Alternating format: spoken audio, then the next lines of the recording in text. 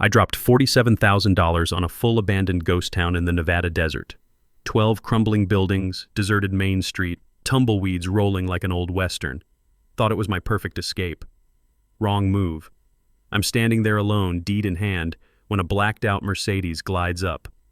Out steps Delilah Pemberton. Pearls, fancy blazer, total Ice Queen Karen. She slams a thick binder on my hood. You're trespassing. This entire town is under HOA control. Your deed doesn't mean anything without our approval. I look around. 0 houses, 0 people, just wind through broken windows. This place has been empty since the 80s.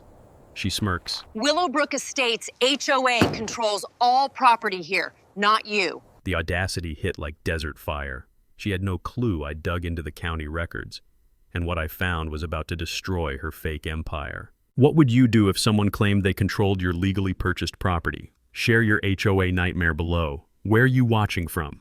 Let me back up and tell you how I ended up in this mess. I'm Xavier Reeves, 52, recently divorced construction manager who just wanted to disappear somewhere. Nobody could tell me what color to paint my mailbox.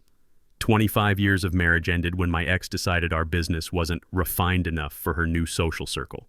She took half of everything, but couldn't take my eye for overlooked opportunities. I'd been hunting county auction sites when Willowbrook appeared like a mirage. $47,000 for an entire ghost town, 12 crumbling buildings, 47 acres, water rights included. The railroad company was liquidating assets, and everyone else saw worthless desert. I saw freedom.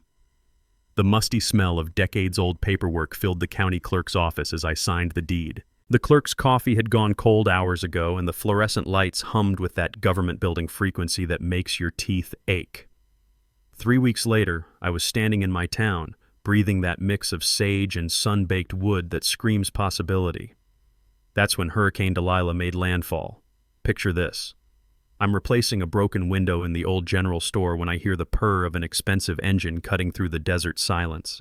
Out steps this woman who looks like she's heading to a board meeting at the country club. Designer blazer, pearl everything, and that smile that says she's about to ruin your day professionally. Excuse me, sir, but you're in violation of multiple HOA regulations. The smell of her expensive perfume mixed weirdly with the dusty air.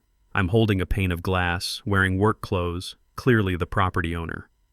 Ma'am, I own this building. I own this whole town. Her laugh could have frozen margaritas. That's adorable. I'm Delilah Pemberton, president of Willowbrook Estates HOA. Your little purchase doesn't supersede our authority. She slapped a binder on my workbench, thick enough to stop bullets and filled with more official-looking stamps than a passport office. 47 pages of bureaucratic warfare disguised as neighborhood regulations. You've been in violation since closing day. Daily fines are $500 until compliance. People like you always think property ownership means you can do whatever you want, but this isn't some trailer park. The casual classism hit harder than the financial threat. Here's a woman who'd never swung a hammer lecturing a veteran construction manager about property standards. Lady, there are no homes here. How do you have a homeowners association? Filed with the county in 1987 for future development. All property transfers require HOA pre-approval. Since you bypassed proper channels, we have enforcement authority.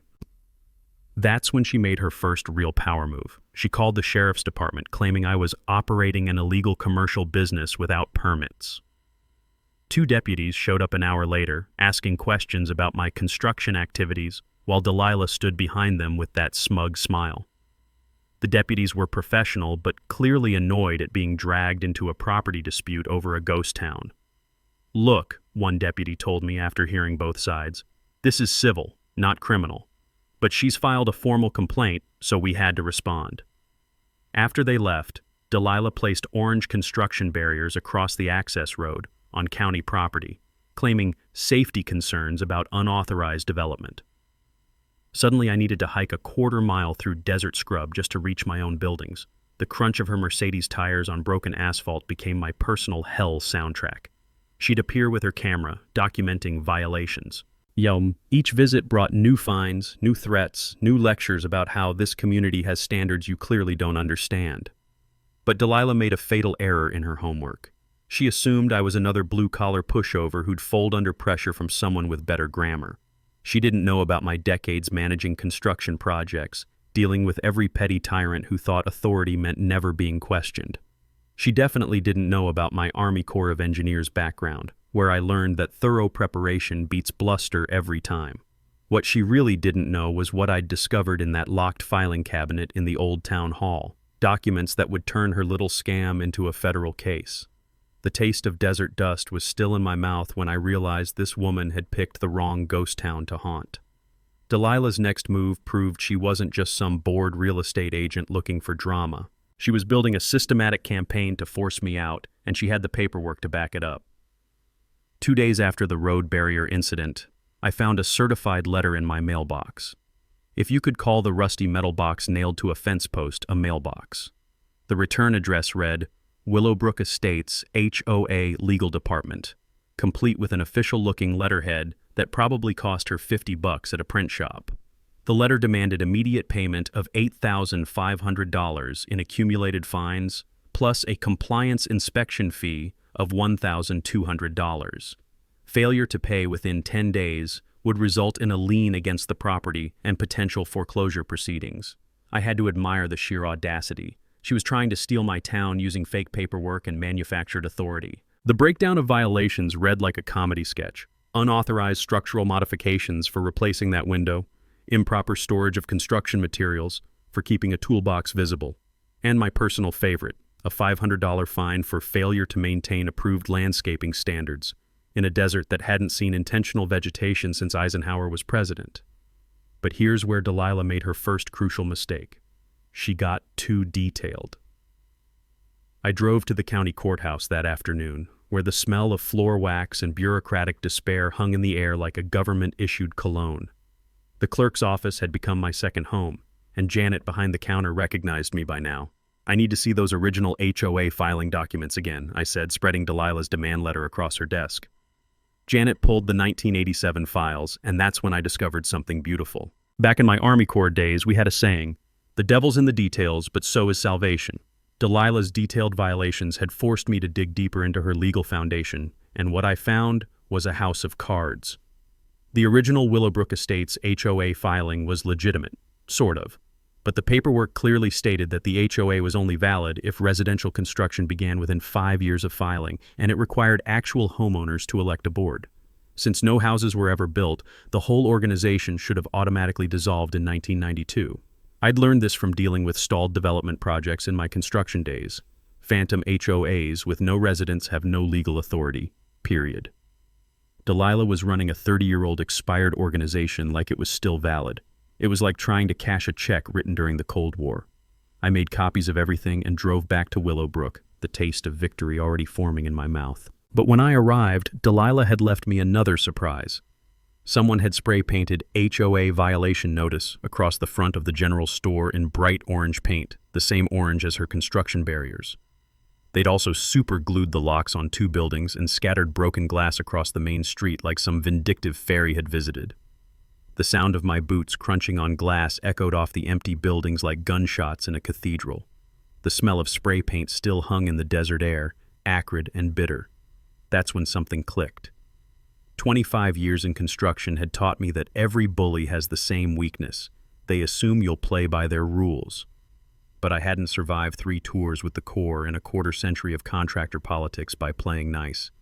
My counterattack was surgical and personal. First, I installed security cameras around the property. Not the obvious kind that scream surveillance, but tiny battery-powered units disguised as utility boxes. If Delilah wanted to play vandalism games, I'd document every second for the police. Second, I filed complaints with the state's Department of Real Estate and Consumer Protection, alleging fraudulent business practices. In Nevada, impersonating legitimate authority to collect money carries serious felony charges. But the third move was my masterpiece. I'd noticed Delilah's license plate during one of her harassment visits and ran a simple address lookup. Turns out our fake HOA president lived in Desert Palms, a nice suburban development with its own very real, very active homeowners association. An association that was currently citing her for keeping an unlicensed business vehicle in her driveway, that same Mercedes she used to terrorize me. So I did what any reasonable person would do. I attended Desert Palms' next HOA meeting. The community center smelled like coffee and photocopier toner, filled with retirees who took their property values more seriously than national security. During public comment, I introduced myself as a concerned neighbor investigating fraudulent business practices. I'm wondering about residents using fake HOA credentials to extort money from property owners, I said, keeping my voice level and professional. Harold, the Desert Palms HOA president and a retired CPA, perked up like a bloodhound catching a scent. Nothing excites an accountant more than potential financial fraud, especially when it's happening in their own backyard. By the end of that meeting, Delilah's own HOA had opened an investigation into her business activities. The irony tasted sweeter than morning coffee in the desert air. Delilah's reaction to my Desert Palms maneuver was swift and personal. Apparently, when you expose a scammer to their own HOA, they don't just escalate, they declare war. 3 days after the meeting, I woke up to find my water shut off. Not by the utility company. They confirmed my account was current and had no shut-off orders. Someone had physically damaged the main line where it entered my property, leaving twisted metal and a growing puddle that turned the desert sand into sticky mud. The smell of wet earth mixed with sage filled the morning air, creating an oddly peaceful scent that contrasted sharply with my rising anger. I was loading water jugs at a gas station when my phone rang. "Mr. Reeves, Detective Santos, County Sheriff's Department, we need to discuss some serious allegations made against you." Delilah had filed a police report claiming I'd threatened her at the Desert Palms meeting. Her statement was detailed and creative. I'd allegedly followed her to her car, made menacing references to property disputes being settled through alternative means, and displayed aggressive body language consistent with intimidation tactics. Complete fabrication, but professional enough to require an official response. The sheriff's substation interview room smelled like industrial coffee and bureaucratic fatigue. Detective Santos seemed more annoyed than concerned, clearly recognizing this as civil court material dressed up as criminal complaint. "She's got witnesses," he said, sliding a folder across the scarred metal table. "2 associates who corroborate her version of events." That revelation hit like cold water.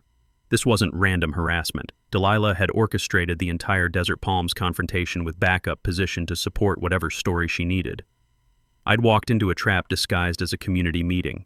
But while I was dealing with false police reports, Delilah made a mistake that would prove fatal to her entire operation. Harold from Desert Palms called me that evening, his retired accountant's voice tight with professional outrage. "Your friend just did something incredibly stupid. She tried to open a business bank account for her fake HOA. Here's what happened. Delilah had attempted to legitimize her scam by establishing the Willowbrook Estates HOA as a real financial entity. She'd approached Desert Valley Credit Union with incorporation papers, fake homeowner signatures, and a request for a business account to manage community funds. The bank officer, following standard fraud prevention protocols, had run background checks on the supposed community. When the address search showed an abandoned ghost town with no residential structures, red flags started flying faster than warning shots. But here's the beautiful part, and this is where my construction background with financial institutions paid off. Banks are required by federal law to report suspected money laundering or fraudulent account applications. Delilah's attempt to create fake community credentials had triggered a suspicious activity report to the Financial Crimes Enforcement Network. She'd just brought federal investigators into what started as a local property dispute. The next morning brought a new level of harassment that showed Delilah's desperation. I found my mailbox completely destroyed, not vandalized, but professionally removed with cutting tools and hauled away. In its place was a hand-painted sign reading, "Mail delivery suspended, HOA violation." The sound of desert wind whistling through the empty post mount created an eerie harmony with my growing realization that Delilah was spiraling into increasingly reckless behavior. The taste of metal dust from the cut post lingered in the dry air, but she'd made a critical error. Interfering with mail delivery is a federal crime. My counterattack was methodical and devastating. I documented the mailbox theft with photos and called the postal inspector's office. Mail tampering falls under federal jurisdiction, and postal inspectors take their job seriously. They opened an investigation within hours. I also contacted my new friend Rita, the private investigator, who'd been digging deeper into Delilah's background. What she found was explosive. Delilah had been running similar fake HOA scams in 3 other counties over the past 5 years. Property owners who'd paid her fraudulent fines rather than fight back, abandoned lots she'd claimed authority over, and a pattern of harassment targeting people she viewed as easy marks. But the nuclear discovery came from the bank's internal investigation. When Desert Valley Credit Union traced Delilah's financial history, they found she'd previously attempted to open accounts for two other non-existent HOAs in neighboring counties. The FBI's Financial Crimes Unit was already building a case against her for wire fraud and money laundering. My little property dispute had uncovered a multi-county organized fraud operation.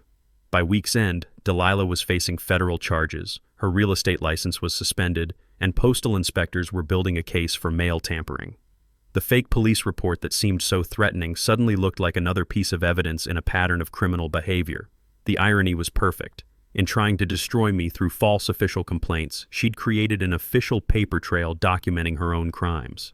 The taste of justice was definitely overpowering the desert dust now. Delilah's response to federal investigators circling her operation was to abandon all subtlety and go full psychopath. When cornered scammers realize they're about to be exposed, they don't retreat. They detonate everything in a final act of spite. The escalation started with psychological warfare. I arrived at Willowbrook one morning to find every building tagged with bright red spray paint. Condemned by order of the state. Professional-looking notices were posted on each door, claiming structural instability and immediate evacuation requirements. But the real gut punch was what I found inside the general store. Someone had broken in and destroyed everything I'd been restoring. Antique fixtures smashed, windows shattered from the inside, and vintage items I'd been carefully preserving scattered like broken dreams across the floor. The smell of destruction, splintered wood, shattered glass, and decades of history ground into dust filled the air like a funeral parlor. This wasn't random vandalism. This was personal hatred made manifest. The sound of my boots crunching through the debris echoed like gunshots in the hollow space. 25 years of construction work had shown me plenty of property damage, but this felt different. This was someone trying to kill my soul along with my investment. But while I was dealing with the emotional devastation, Delilah made a move so shocking it redefined everything I thought I knew about her operation. She showed up at my property with a county sheriff's deputy and a court order. Not a fake document this time, a real, legitimate court injunction signed by Judge Patricia Hawthorne, ordering me to cease all construction activities pending resolution of health and safety violations. The deputy was apologetic but firm. The court order was valid and I had to comply immediately. How the hell did she get a real judge to sign off on this? I asked Rita over the phone that afternoon, my voice shaking with a mixture of rage and disbelief. That's what I've been investigating, Rita said, her tone grim. And Xavier, what I found is going to blow your mind. Judge Hawthorne isn't just signing random court orders. She's Delilah's sister. The revelation hit like a sledgehammer to the chest. This wasn't just fraud, it was judicial corruption at the highest level. Delilah had been using family connections in the court system to legitimize her harassment campaign with the full weight of legal authority. Rita's investigation revealed the depth of the conspiracy. Judge Hawthorne had been signing off on injunctions, liens, and court orders for Delilah's fake HOA operations across multiple counties for over 3 years. They'd been running a family business using the judicial system as their enforcement arm. But here's where Delilah's arrogance led to her complete downfall. And this is the mini twist that changed everything. The court order she'd used to shut down my property contained a fatal flaw. It referenced specific building codes and safety violations that don't exist in Nevada state law. Judge Hawthorne had signed an injunction based on completely fabricated legal standards. My construction background had required me to study building codes extensively, and I knew immediately that the violations listed were nonsense. Rita confirmed it by consulting with actual legal experts. The judge had signed her name to a document that cited non-existent laws to enforce non-existent authority. This wasn't just corruption, it was such obvious corruption that it provided perfect evidence for federal prosecutors. But Delilah wasn't finished with her campaign of destruction. Her final act of desperation was to claim that my property was being used for drug manufacturing. She filed reports with the DEA, alleging that the suspicious activity and chemical odors from my restoration work were evidence of illegal methamphetamine production. The DEA raid that followed was surreal. Agents in tactical gear searching empty buildings for a drug lab that existed only in Delilah's imagination. The lead agent's confusion was obvious as he realized he'd been sent to investigate vintage window restoration as potential narcotics manufacturing. But here's the beautiful irony. DEA raids trigger mandatory financial investigations. When agents found no drugs but discovered evidence of the fake court orders and fraudulent HOA documents, they immediately contacted the FBI's Public Corruption Unit. My counterattack was surgical and final. I compiled everything Rita had discovered about the judicial corruption, added the DEA's findings about false federal reporting, and delivered the complete package to the U.S. Attorney's Office. Federal prosecutors take judicial corruption seriously. It undermines the entire legal system. Within 48 hours, Judge Hawthorne was suspended pending investigation. Delilah was facing federal charges for corrupting a public official, and the entire fake HOA network was being dismantled by a federal task force. The taste of complete victory was finally overwhelming the bitter dust of destruction in my mouth. But I still didn't know about the locked filing cabinet in the old town hall, and what I was about to discover would turn this from a personal property dispute into the story of a lifetime. With federal investigators dismantling Delilah's network and the immediate harassment finally stopped, I could focus on what I'd originally come to Willowbrook to do: rebuild. That's when I decided to tackle the old town hall, the one structure I'd avoided because it looked like a stiff breeze might finish what time had started. The building reeked of decades-old mouse nests and bureaucratic decay, with that particular smell of important papers slowly rotting into historical footnotes. I was tearing out water-damaged drywall when my crowbar struck something that rang like a church bell, solid steel hidden behind decades of neglect. A massive filing cabinet painted government green and secured with a lock that belonged in a bank vault. The thing was built like Fort Knox, with the kind of mechanical precision they used in the 1970s when security meant thick metal and zero compromise. It took me 30 minutes with construction tools to crack it open, the screech of protesting metal echoing through the hollow building like a safe, cracking in an old western. What spilled out redefined everything I thought I understood about my $47,000 investment. Geological survey reports from 1978. Professional assessments commissioned by Union Pacific before they abandoned Willowbrook. The kind of expensive research corporations only fund when they smell serious money. My hands trembled as I read the technical summary. Willowbrook site contains premium sand and gravel deposits suitable for high-grade construction aggregate. Estimated extractable volume, 2.4 million cubic yards. Current market value assessment, $4.6 million, assuming standard extraction and processing costs. The taste of shock mixed with desert dust as the numbers sank in. I wasn't just the owner of a ghost town. I was sitting on top of a fortune in construction materials, and according to the railroad's mineral rights documentation, every grain belonged to me. But that's when I found the papers that made my blood freeze. Buried beneath the geological reports were recent documents that had no business being in a 1978 filing cabinet. Letters, contracts, and correspondence from the last 3 years, all stamped with one familiar name, Delilah Pemberton. She'd been inside this building. She'd seen these reports. And she'd been planning to steal my mineral fortune long before I ever heard of Willowbrook. The documents laid out her entire operation like a military campaign. Phase 1, monitor county property auctions for Willowbrook listings. Phase 2, use fake HOA harassment to prevent legitimate sales or force quick foreclosures. Phase 3, acquire property through distressed purchase and establish mining operation. The smoking gun was a contract with Sunset Construction, Nevada's largest aggregate supplier, dated 8 months before my purchase. They'd agreed to pay Delilah $2.1 million over 5 years for exclusive access to Willowbrook's gravel deposits, contingent on her gaining legal control of mineral extraction rights. Every harassment campaign, every fake violation, every desperate escalation, it had all been about keeping me from this moment, from discovering that my ghost town purchase was actually a multi-million-dollar mineral claim. But here's the beautiful twist that sent chills down my spine.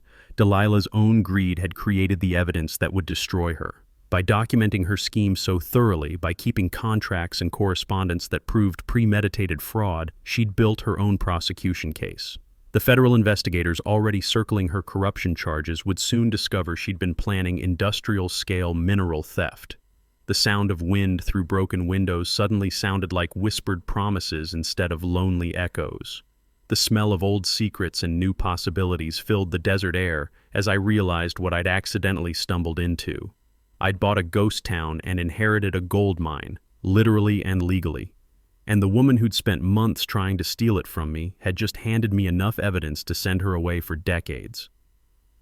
Discovering I owned a multi-million-dollar mineral deposit while Delilah sat in federal custody should have been the end of the story. But as any construction manager will tell you, finding treasure is easy. Extracting it legally, profitably, and ethically requires a completely different skill set. My first call was to Harold from Desert Palms, who'd become my unlikely ally in this whole mess. Retired accountants, it turns out, are excellent at financial planning and terrible at containing their excitement about legitimate business opportunities. "Xavier, you need 3 things immediately," Harold said, his voice practically vibrating through the phone. "Environmental impact assessment, mineral extraction permits, and a damn good lawyer who specializes in mining law." The environmental assessment came first because Nevada takes ecological protection seriously and the federal government takes it even more seriously.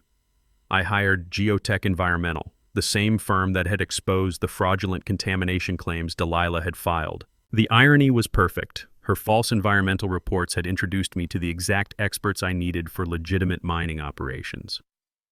Dr. Sarah Zane, Geotech's lead geologist, spent 2 days crawling over every inch of Willowbrook with instruments that looked like they belonged on a Mars rover. The smell of calibration solutions and scientific precision filled the desert air as she collected soil samples, groundwater measurements, and ecological baseline data.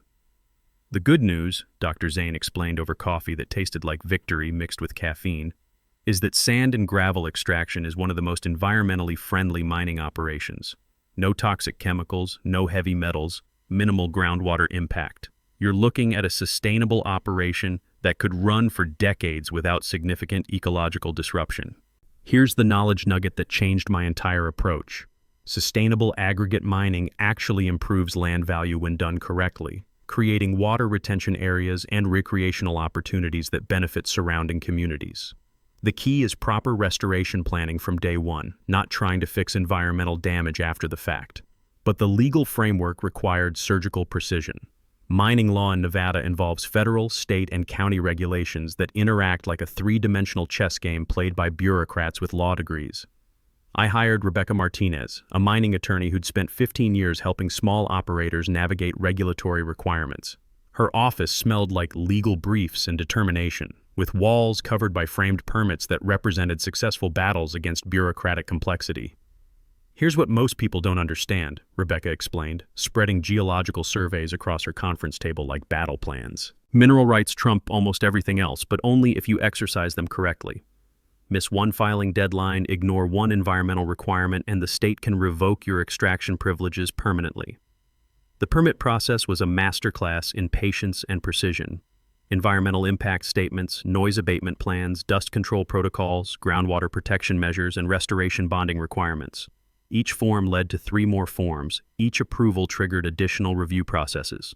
But while I was drowning in legitimate paperwork, I was also building something beautiful, a sustainable operation that would benefit the entire region. The business plan that emerged was elegant in its simplicity. Willowbrook's sand and gravel deposits were perfect for infrastructure projects throughout Nevada. The state was spending billions on highway improvements, and local contractors were paying premium prices to truck aggregate from distant sources. My operation could supply high-quality materials at competitive prices while creating jobs and generating tax revenue for the county, instead of the luxury subdivision that Delilah had envisioned, which would have destroyed the mineral deposits forever. I was planning an operation that preserved the land's economic value indefinitely. The community outreach phase surprised me with its enthusiasm. I held information meetings in nearby towns, expecting resistance but finding genuine excitement about legitimate economic development. Local contractors were thrilled about nearby aggregate sources. Environmental groups appreciated the sustainable approach, and county officials loved the prospect of new tax revenue. But the real triumph was securing financing for equipment and initial operations. With legitimate geological surveys, proper permits, and a solid business plan, banks competed to fund the project. The same mineral rights that Delilah had tried to steal through fraud were now attracting legitimate investment capital. My construction background proved invaluable for equipment selection and operational planning, conveyor systems, screening plants, dust suppression technology, and environmental monitoring equipment. I knew how it all worked and what it cost because I'd been buying materials from operations like this for 25 years. The final piece was the most satisfying. I established the Willowbrook Community Development Fund, funded by a percentage of mining profits. Local scholarships, infrastructure improvements, and environmental conservation projects, the money Delilah had tried to steal, would now benefit the entire region.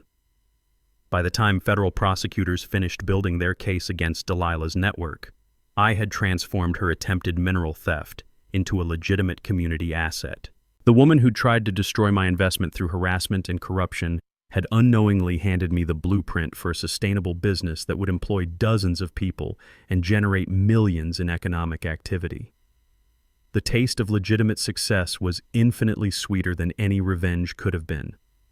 But Delilah wasn't finished fighting, and her final desperate moves would require everything I'd learned about patience, preparation, and the power of doing things the right way. Federal custody, it turns out, doesn't automatically stop determined criminals from causing trouble. While Delilah sat in a holding cell awaiting trial, her network of accomplices launched a scorched earth campaign to destroy my mining operation before it could begin. The first attack came through Trevor, her suspended county employee nephew who was facing his own criminal charges but still had friends in local government. Someone leaked my mining permit applications to environmental extremist groups, framing my operation as a corporate land grab threatening pristine desert ecosystems. I woke up to find my property surrounded by protesters carrying signs reading, "Stop Corporate Greed," and "Preserve Desert Wildlife." The irony was thick enough to taste. The same environmental groups that had supported my sustainable operation, when properly informed, were now protesting based on deliberately misleading information. The smell of wood smoke from their camping fires mixed with the acrid scent of righteous anger as I realized this wasn't spontaneous community activism. Someone had fed them carefully crafted lies about my plans, complete with fake environmental impact projections and fabricated wildlife disruption claims. But the real gut punch came when I recognized the lead organizer, Dr. Patricia Wells, a respected environmental scientist whose opinion carried serious weight with state regulators. Someone had convinced her that my operation would destroy critical habitat for endangered desert tortoises. "Mr. Reeves," Dr. Wells said, her voice carrying the moral authority of someone who'd spent decades protecting fragile ecosystems, "this kind of industrial mining has no place in sensitive desert environments. The long-term ecological damage far outweighs any short-term economic benefits." The conversation was surreal. Here was a brilliant scientist arguing against an operation she'd never actually researched, based on information that bore no resemblance to my actual plans. Someone had weaponized her environmental credentials against my legitimate business. That's when Rita, my private investigator, uncovered the source of the disinformation campaign. Delilah's real estate cronies had hired a public relations firm specializing in environmental opposition research. And for $15,000, they'd created a comprehensive smear campaign designed to turn environmental groups against my mining operation through selective information and strategic omissions. The PR firm's internal documents, which Rita obtained through a contact in the industry, were a masterclass in manipulation. They'd identified key environmental activists, researched their specific concerns, and crafted messages designed to trigger maximum outrage while avoiding easily verifiable facts. But here's where their campaign backfired spectacularly. They'd made their lies too detailed. The fake environmental impact report they'd distributed claimed my operation would disrupt a critical breeding ground for endangered Mojave desert tortoises. Dr. Zane, my legitimate environmental consultant, nearly laughed out loud when she read it. "Mojave desert tortoises don't breed in sand and gravel deposits," she explained, her scientific precision cutting through the propaganda like a scalpel through tissue paper. "They require specific soil compositions and vegetation that don't exist anywhere on your property. Whoever wrote this has never seen an actual tortoise habitat." My counterattack was methodical and devastating. Instead of fighting the protesters, I invited them to tour my operation with Dr. Zane and see the actual environmental plans. Transparency, it turns out, is the perfect antidote to manufactured outrage. But while I was dealing with fake environmental concerns, Delilah's allies launched a financial attack designed to kill my operation through economic warfare. Someone had contacted my equipment suppliers and potential customers, spreading rumors that my mining permits were fraudulent and that the FBI investigation had revealed serious irregularities in my mineral rights claims. The goal was to destroy my business relationships before the operation could begin. The attack was sophisticated and nearly effective. Two major contractors canceled preliminary agreements, and my primary equipment leasing company demanded additional financial guarantees based on increased risk factors associated with ongoing federal investigations. The taste of fear mixed with desert dust as I realized how vulnerable even legitimate businesses are to coordinated disinformation campaigns. Delilah's network was trying to strangle my operation with rumors and innuendo, banking on the fact that most businesses avoid anything that smells like federal investigations. But they'd made a critical error. They'd underestimated Rebecca Martinez, my mining attorney. Rebecca had seen this playbook before, competitors using legal and regulatory uncertainty to undermine legitimate mining operations. Her response was swift and legally brutal. She filed defamation lawsuits against the PR firm and cease and desist orders against anyone spreading false information about my permits or federal status. More importantly, she organized a press conference featuring Dr. Zane, county officials, and legitimate environmental groups who supported sustainable mining. The real breakthrough came when Dr. Wells, the environmental scientist leading the protests, agreed to review my actual environmental impact assessment. Her reaction was immediate and public. She not only withdrew her opposition but endorsed my operation as a model for responsible resource extraction. Within a week, the protest camp dissolved, my business relationships were restored, and Delilah's disinformation campaign had collapsed under the weight of its own lies. Delilah's final gambit from behind bars was a move so desperate and vicious it revealed the true depths of her criminal mindset. When fraud, corruption, and disinformation all failed, she decided to destroy everything she couldn't steal. The attack came at 3 a.m. on a moonless Tuesday night, and I only survived it because insomnia and desert silence had turned me into a light sleeper. The sound that woke me wasn't the usual desert wind or settling wood. It was the low rumble of heavy machinery where no machinery should be. I looked out the window of the trailer I'd been living in during restoration work and saw lights moving across my property. Not flashlights or vehicle headlights, but the harsh white glare of construction equipment working in the darkness. Someone was trying to destroy my mineral deposits before I could extract them. The scene that greeted me outside was like a nightmare version of legitimate mining operations. Two bulldozers and an excavator were systematically tearing up the areas where geological surveys had identified the richest aggregate deposits. They weren't trying to steal the materials. They were contaminating them with desert soil and construction debris, making extraction economically impossible. The smell of diesel exhaust mixed with dust and destruction filled the night air as I watched decades of geological formation being deliberately ruined.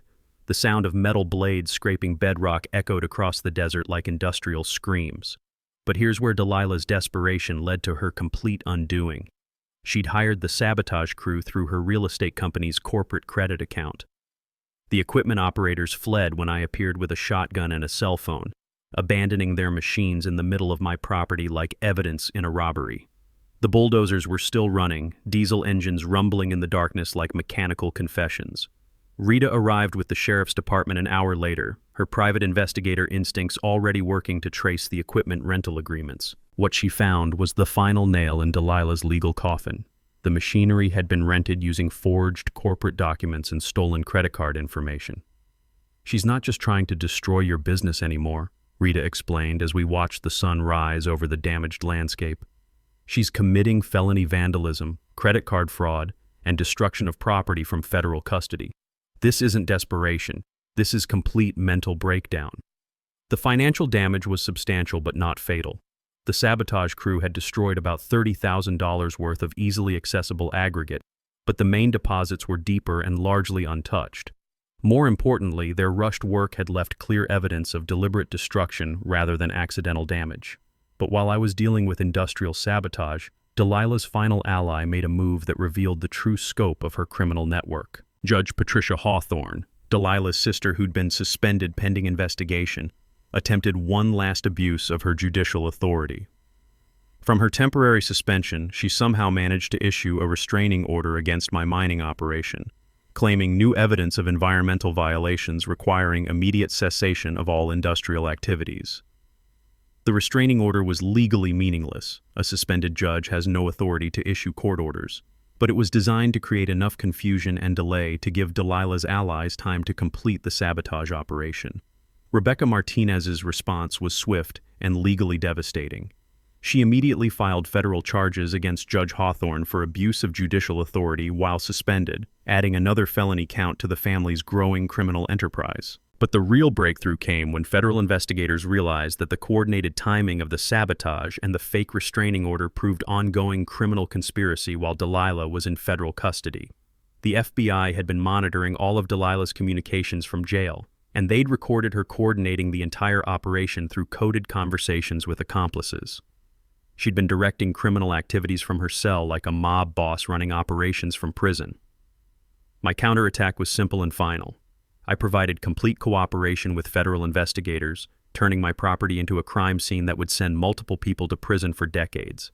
The equipment rentals, the credit card fraud, the judicial corruption, and the recorded jailhouse conversations created an ironclad case for organized criminal enterprise under federal RICO statutes. Delilah's network wasn't just facing individual fraud charges, they were looking at racketeering convictions that carried mandatory prison sentences. But the most satisfying moment came when environmental investigators determined that the sabotage had actually violated legitimate environmental protection laws.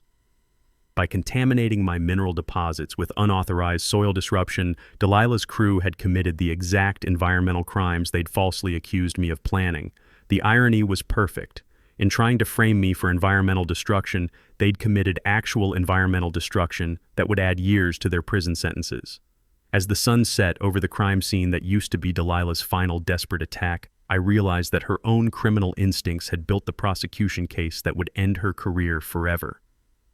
The taste of absolute victory was finally overwhelming every other flavor in my mouth. The federal trial of Delilah Pemberton and her criminal network became the biggest legal story in Nevada in years, and I had front row seats to watch justice served with all the pomp and ceremony the American legal system could provide. The courthouse in Las Vegas was packed beyond capacity, with local media, national news crews, and curious spectators filling every available seat. The smell of fresh coffee and nervous energy filled the air as federal prosecutors prepared to present their case against what they'd termed one of the most sophisticated property fraud rings in recent Nevada history.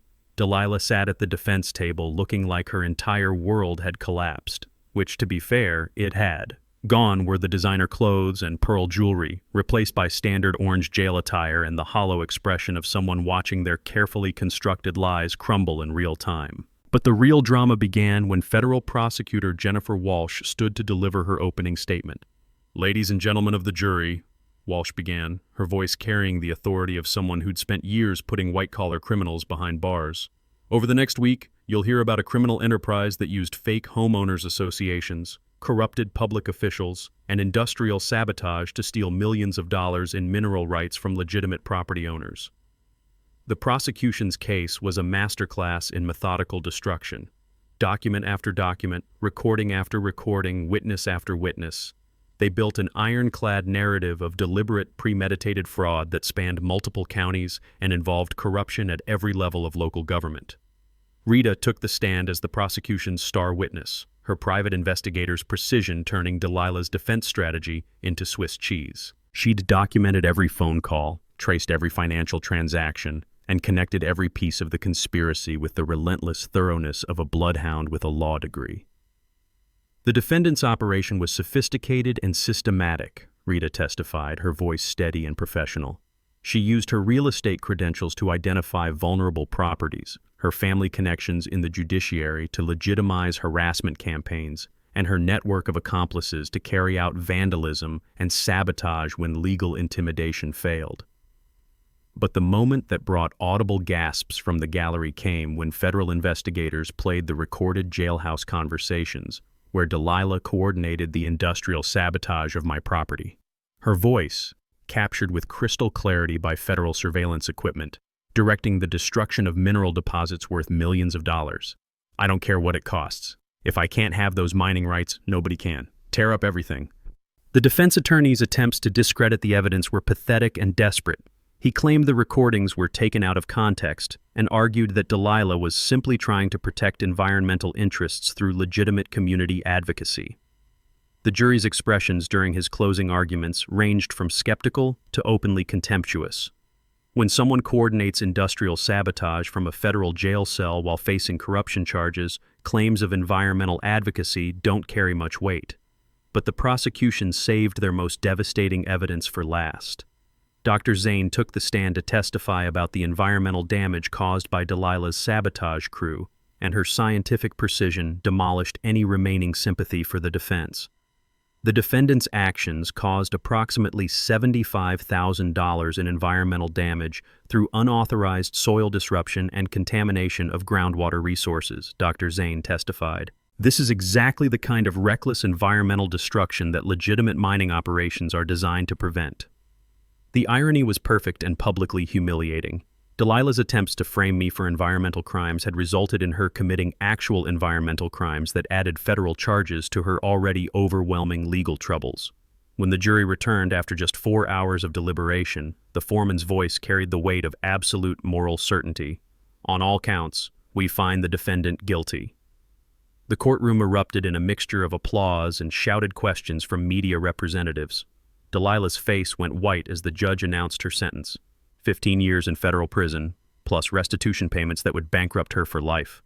Judge Hawthorne received 12 years for judicial corruption, and Trevor got 8 years for abuse of public office. The entire criminal network that had tried to steal my property was heading to federal prison with sentences that would keep them locked up well into the next decade.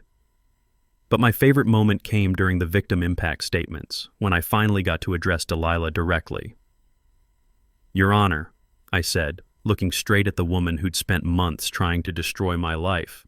The defendant thought she could steal millions of dollars through harassment and corruption. Instead, she's created a case study in why crime doesn't pay and given me the most satisfying business story I'll ever have. The mic drop moment came when I announced that the Willowbrook Community Development Fund, funded by the mineral rights Delilah had tried to steal, had just awarded its first round of college scholarships to local students studying environmental science and sustainable resource management. Justice, served with a side of poetic irony, tastes better than any revenge fantasy could ever provide. 2 years later, Willowbrook has become something nobody could have predicted, not even me. What started as a desperate escape from divorce court and HOA harassment has turned into a thriving example of how sustainable business practices can transform entire communities. The Willowbrook Sustainable Aggregate Operation now employs 37 people, supplies construction materials for infrastructure projects across 3 counties, and generates enough tax revenue to fund new schools and medical facilities in surrounding towns. The smell of honest work and diesel fuel has replaced the bitter taste of legal battles and corrupt schemes. Dr. Zane's environmental predictions proved conservative. Our operation has actually improved the local ecosystem by creating water retention areas that support wildlife and provide recreational opportunities for neighboring communities. The Nevada Environmental Protection Agency now uses Willowbrook as a model for responsible resource extraction, bringing tour groups to see how mining can enhance rather than damage desert landscapes. But the personal transformation has been even more dramatic than the business success. I'm no longer the bitter, recently divorced construction manager who bought a ghost town to escape from people. Willowbrook has become a magnet for visitors, investors, and researchers interested in sustainable development. The old general store now houses a visitor center where families learn about geology, mining history, and environmental stewardship.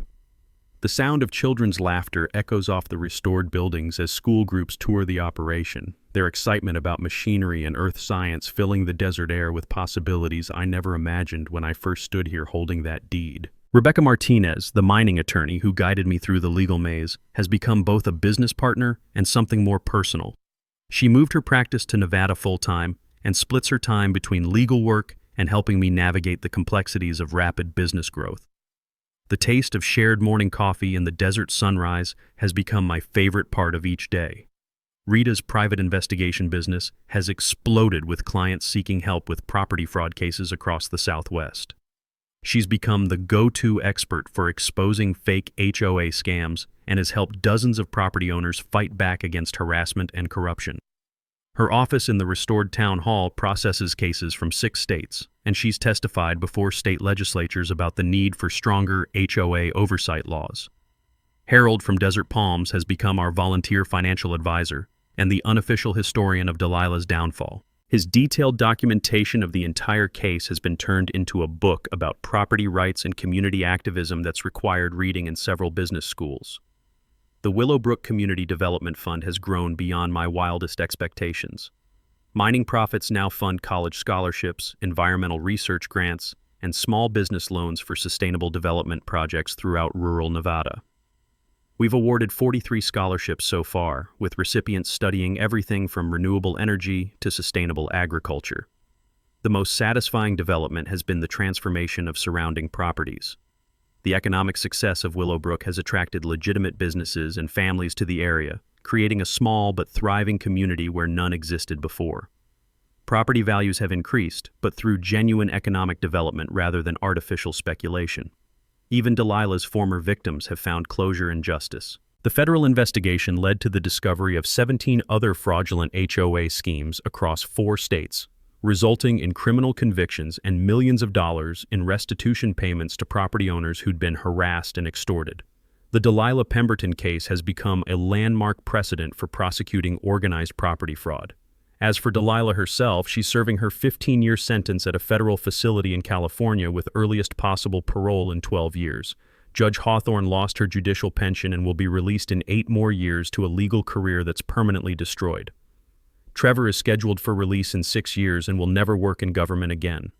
But the real victory isn't their punishment. It's what we've built in the space their crimes tried to steal. Standing in my restored town square at sunset, watching families enjoy the community space that mining profits have created, I'm struck by how dramatically life can change when you refuse to be intimidated by bullies and decide to fight back with patience, preparation, and legitimate legal action. The ghost town I bought for $47,000 is now worth several million. But more importantly, it's become a living example of how individual property rights and community development can work together instead of against each other.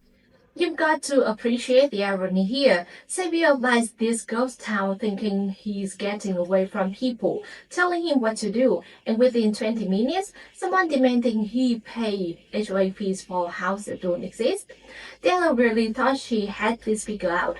Fake legal documents, the message showing up allegedly on the place, probably worked on other people before, but she picked the wrong guy this time. What really gets me, when Xavier found those geological surveys in the filing cabinet, all those months of harassment, fake violation, and trying to force him out, and the whole time she knew exactly what was buried under that desert.